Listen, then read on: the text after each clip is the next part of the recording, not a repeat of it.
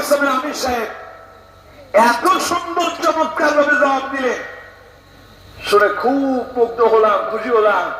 তিনি বলছেন, বিগত বাংলাদেশের স্বাধীনতার ৫৪ বছরের ইতিহাস, নারীকে অধিকার দেবে বলে এই নারীকে আজ পর্যন্ত দর্শন থেকে মুক্তি দিতে পারে না, এই নারীকে আজ পর্যন্ত নিরাপত্তা দিতে পারে না।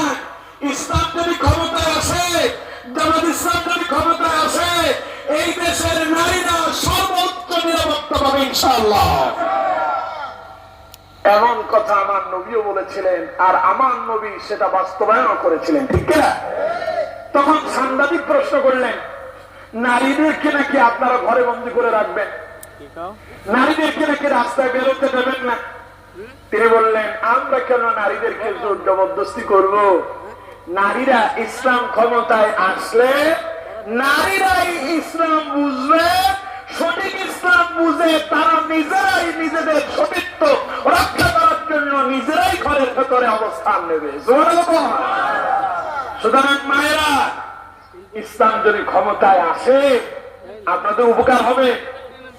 আপনি স্বামীর বাড়ি থেকে বাপের বাড়ি যাবেন, ইনশাআল্লাহ দর্শন হবেন, ইফতিজিং হবেন, এমন ভয় থাকবে না ইনশাআল্লাহ।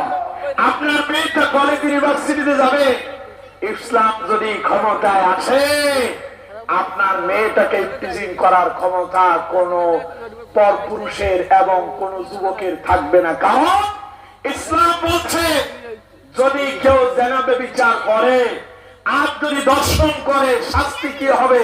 কোরআন হাদিসে আছে না নাই? আরো জোরে বলতে হবে, আছে না না?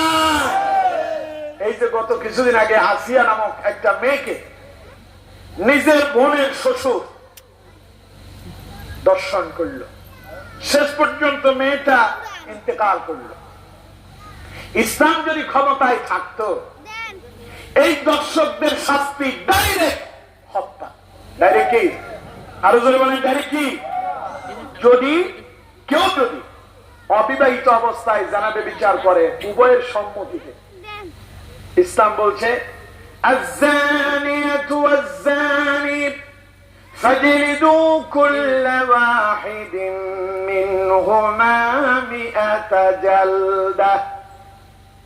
ছেলে এবং মেয়ে যদি অবিবাহিত হয় আর তারা যদি জানাবে বিচারে লিপ্ত হয়, প্রত্যেককে ধরো আর ১০০ করে বেতের আঘাত করো।